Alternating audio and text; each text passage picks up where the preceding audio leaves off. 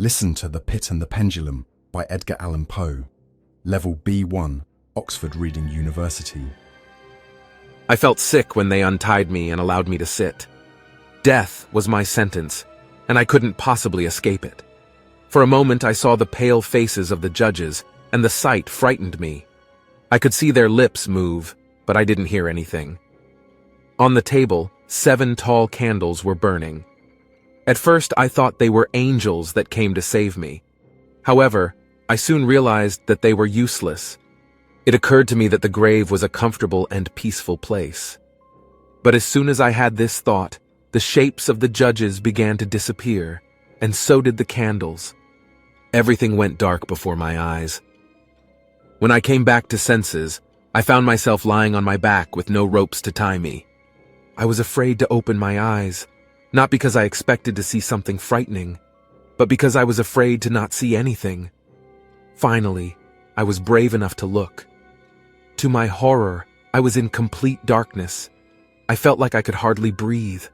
The pressure of the dark around me seemed enormous. I made no effort to stand up. I knew I wasn't dead, but where was I then? And when was I supposed to face my sentence?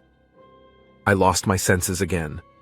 When I woke up, I jumped onto my feet at once, shaking with each muscle in my body. Cautiously, I made several steps forward and touched a wall. I wanted to measure the room, but how? Then an idea occurred to me. I tore off a piece of my shirt and stuck it between the stones of the wall. This way, I marked the spot where I was standing. Then I started counting my steps. However, I was too frightened and too weak. Soon I lay on the ground and fell asleep. When I was awake again, I found some food and water next to me. I ate and then continued my journey around the room. In total, I counted 100 steps, that is, about 50 yards. I grew curious and decided to cross the room. I went directly from one wall to another. Suddenly, my feet got caught in the piece of cloth I had hung on the wall, and I fell face down. I was so confused by the sudden and violent fall that I didn't notice a frightening detail. My chin felt the cold, wet floor, but the forehead felt nothing. I had landed on the edge of a round pit. If I had kept walking, I would have fallen through. I broke a stone off the wall and threw it into the hole, then waited. Finally, the stone made a splash, as if it sank into water. Suddenly, a sort of window opened above me and closed immediately. For a second, a little light shone through and then disappeared. The Spanish Inquisition usually let their victims die in one of the two ways.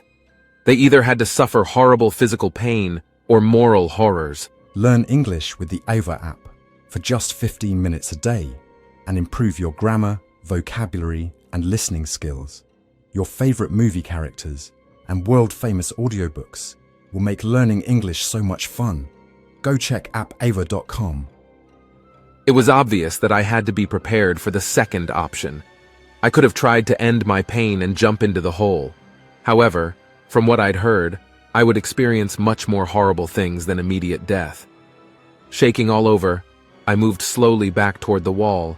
My spirit was so tired that I fell asleep.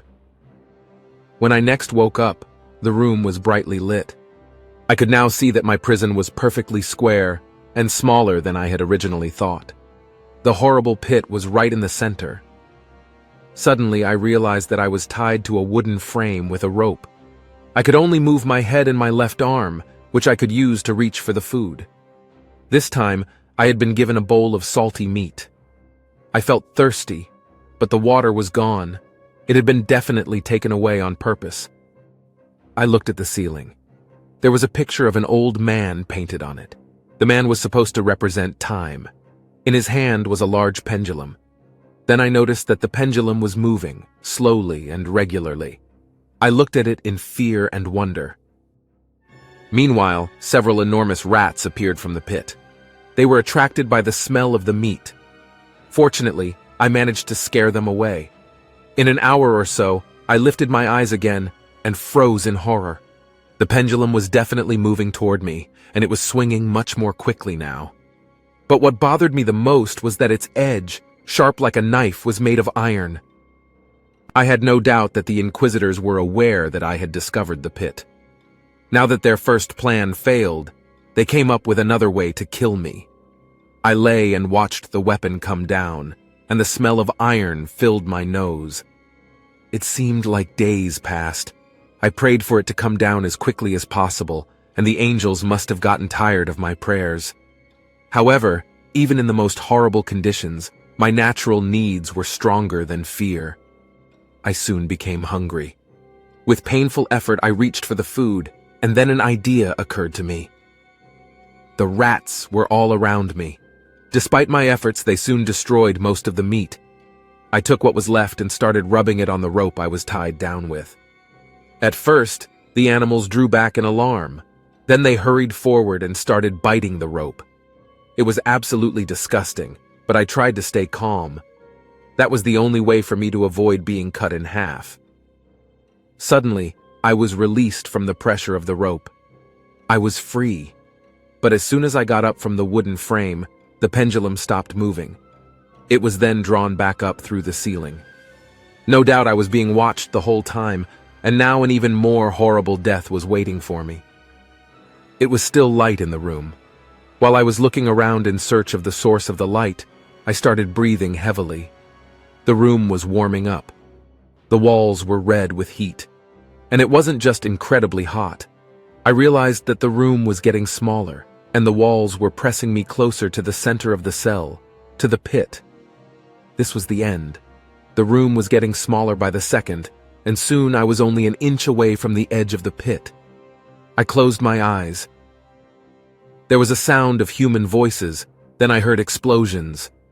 The fiery walls retired. Somebody caught me by the arm as I was falling to my death and pulled me up.